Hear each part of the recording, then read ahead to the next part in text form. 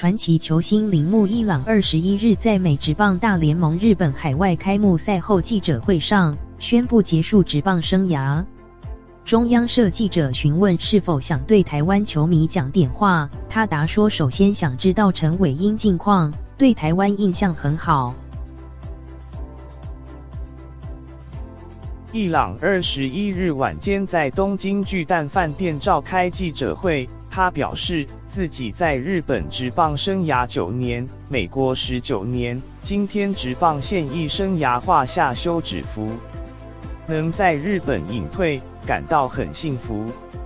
中央社记者提问时告诉一朗，台湾有很多一朗的粉丝，是否有什么话想告诉台湾粉丝？是否会到台湾走一走或去指导一下球技？一朗回答说，他首先想知道陈伟英近况好不好。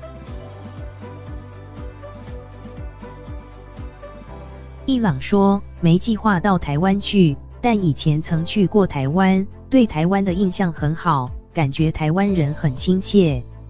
一朗被日本记者问到是否计划当教练来指导后备棒球问题时，一朗答说，我绝对没办法当教练，绝对没办法，因为我没有人望，至少我自己清楚这一点。日媒记者提问时表示，一朗曾表示要打球打到50岁，是否计划回到日本打职棒？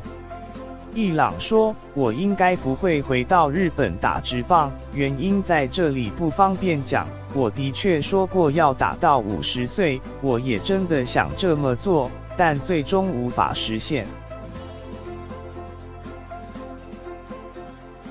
或许因为这样，我会被人说成是言行不一的人，但对我来说，当时如果没有这样的表示，可能也无法逼着自己坚持到今天。